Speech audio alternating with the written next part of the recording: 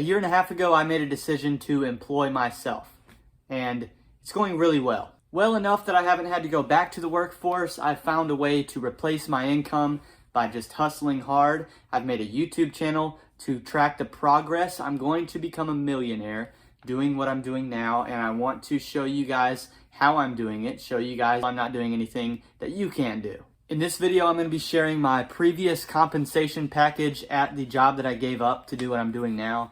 Also the handbook that they gave us employees. I thought this was a worthwhile video because I'm giving you guys an insight into what I do basically on a day-to-day basis on this channel, but you don't know what I came from. So to talk about my previous job, what I did, what I went through, kind of what I gave up and what I've gotten in return, I think is a good video. Now, there's one big issue here is that I don't know if everything I'm going to share with you today is legal for me to share. The best information I've found on the internet here are decisions made under the Obama administration, so I don't know if this stuff is still applicable or not. Employee handbooks and their contents are confidential and may not be disclosed to third parties. I think what that means is I'm not supposed to do what I'm about to do. So, to kind of cover my butt, I'm not going to share the name of my previous employer. I've drawn a French horn. Well, you know, as best as I can draw a French horn in about 30 seconds. I'm going to use this French horn to cover up the logo and the name of my previous employer.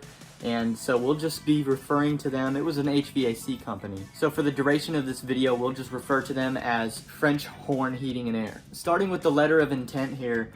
Dear Mr. Welte, I am pleased to offer you a full-time position with our company at $16 per hour. If you've been watching some of my previous videos, you know this is a number that I'm hitting on a regular basis. I'm over $20 an hour delivering DoorDash and Uber Eats, doing Amazon Flex shifts. I do obviously have expense on that money that I'm earning using my car, but I'm usually well over $20 an hour, you know, 24, 25 I can hit pretty regularly. And an important thing to note is that I used to drive 45 minutes both ways to and from this job and actually the job before that. So I've done a lot of driving to make a little bit of money, and now that I drive to literally make money, my gas cost is very similar at the end of the day. It goes on to say I have eligibility for standard medical, dental, and life insurance, eligibility for the company 401k plan, after 6 months of full-time employment, so not even right away. Now, some of my opinions on this depend on what phase of life you're in,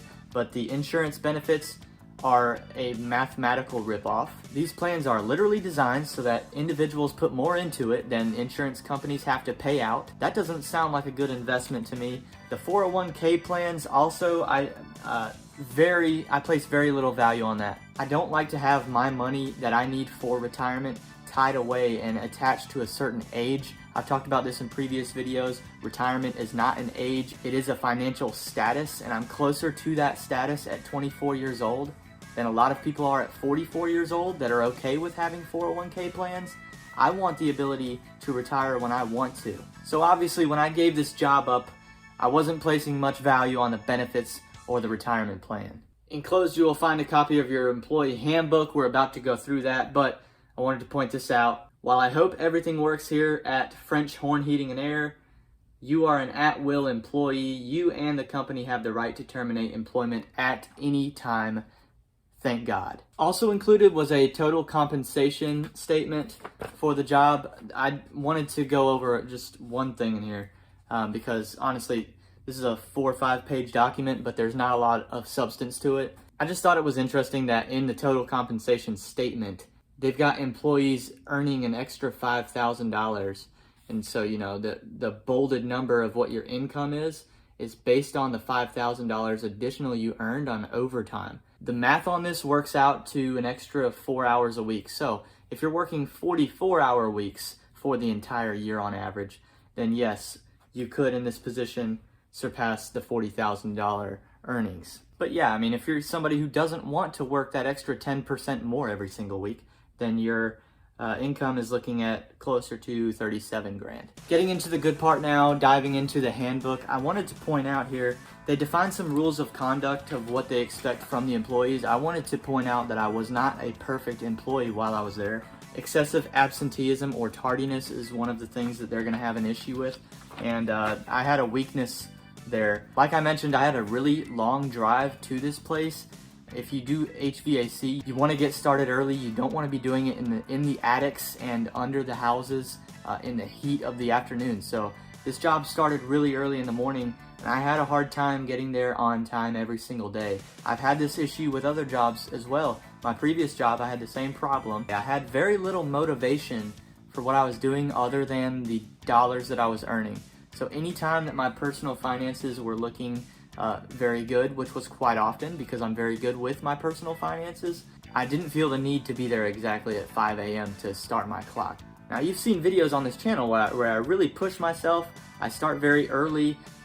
I don't have an issue with work ethic. There's a big difference in mentality to me when it's like I set my schedule. I can follow it better because I wanted to do this, right? Somebody else didn't tell me, hey, you need to be here at this time. And I also really enjoy what I'm doing now, so it's a lot easier to get the day started, to get myself rolling. So just to be fair, I'm a better employee to myself as my boss as I was to previous bosses I've had. Looking at the company dress code section, it doesn't mention, I wear tennis shoes all the time. They're comfortable for me. I feel very versatile in them. I feel safe in them. The owner of French Horn Heating and Air was always on me about, dude, you need to wear like steel-toed boots or whatever.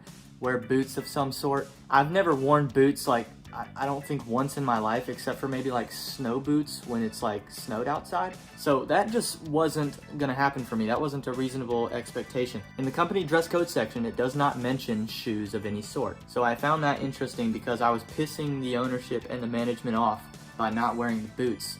It's not in the handbook that I had to. He kept mentioning like, what if something happens? Like something's gonna fall on your foot, you're gonna be screwed. My point was, listen dude, I'm making $16 an hour. I'm not going to be putting myself in harm's way.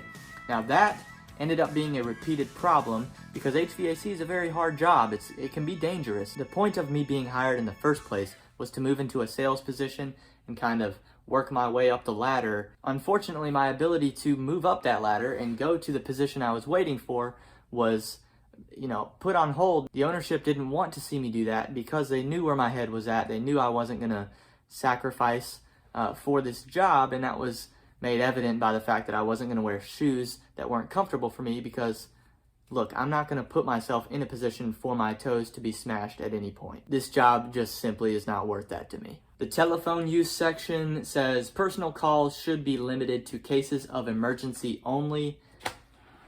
I bought a house, my first experience buying real estate, this house that I'm sitting in right now, while I was doing this job. That would have been impossible to do without taking calls during business hours. I'm sure any of you who have bought a house before understand that. You're dealing with mortgage loan companies that are only active during operating hours, during the day, the same time of day I would work, right? So it's like, I've got to take this call. I was signing documents electronically on the phone. Cases of emergency? No. Necessary for my life? Yes. The vacation section, this one's interesting. I highlighted a big chunk here at the bottom, so I'll just read it all. Employees who do not utilize all allotted vacation will lose it. Vacation days will not be carried forward to the next year. Unused vacation upon termination is not paid. I just think that's kind of crappy. Guidelines for scheduling vacations. Vacations should be scheduled in advance as far as possible with a minimum of 2 weeks notice. If less notice is given, vacation may be declined. Within the same department, 2 people cannot take vacation time during the same period. Vacation should be scheduled during the spring and fall. Summer and winter are the company's busiest seasons. Vacation should not interfere with the call schedule. Wow, those are a lot of rules. I am losing a lot of freedom with my time by having this job. Vacation should be scheduled during the spring and the fall. I am married to a school teacher who is off only during the summer. How would that possibly work for me? To their credit, they provided 5 paid holidays a year: New Year's Day, 4th of July, Labor Day, Thanksgiving, and Christmas. I don't have that anymore. Now that I'm self-employed, I don't have days yet where I'm earning money if I'm not actively earning it. If I take a holiday off during that day, I'm earning $0. Unless you're smart about what you're developing as an entrepreneur, whether you work for someone else or not right now, you should be developing multiple streams of income in your life. but especially if you're self-employed, you want to develop something that's at least a little bit passive. That's what I'm doing right now, actually, with this YouTube channel. I'm hoping that eventually the library of content that I've put out for people is something that in the long run pays off. The videos that I've made previously, I'm not having to put additional work into, but they can slowly make me an income if more and more people get engaged with my content. And then in theory, I would have days where I'm earning money without working. Employees with 6 years of service or more are entitled to 3 paid personal days. We exist in a culture now where these companies have zero loyalty to their people. And if you're giving 6 years of service or more to anybody at this point, other than yourself, I don't know, you've either got it really good or they're really screwing you over. This entire section featuring their control over your time, your day-to-day, where you are, what you're doing. If you can't tell, I place an extraordinary amount of value on my freedom, my ability to manipulate my calendar how I see fit, my personal autonomy. Everybody is not me. I'm not doing this to tell you to quit your job. I'm telling you to think about it. But even for someone like me who was clearly designed by God to be responsible for myself on a financial and an income and a wealth building level, you know, my previous job at French Horn Heating and Air still had value for me. I would not have qualified for the house that I'm sitting in now, which is responsible for a large portion of my net worth at this stage of my life. So I'm appreciative for the opportunity that French Horn Heating and Air gave me. I'm glad I did what I did, but I'm glad I am where I am now. That job was difficult. I was not very good at it. I wasn't getting much better at it. As I earn a very similar income today and build something with a lot more potential in the long run, what I'm doing is much easier. The benefits that I lost were immediately replaced with benefits on a mental and emotional level that far outweigh. It is easy for me to say. I have a wife who is a teacher, which means I can get covered for those types of benefits from her job. I do have that advantage. Not everybody needs to give that up willy-nilly. Thankfully, things are working for me in this new phase of life. If you want to know more about it, subscribe to the channel. Ask any questions you've got in the comments below. I'm here to entertain, but I'm also here to inspire. I'm here to motivate. I'm here to give you ideas about what you could do in order to get out of a job that you're really not enjoying. Thanks for sticking through to the end of the video. I'll see you next time. Working for a living. Working for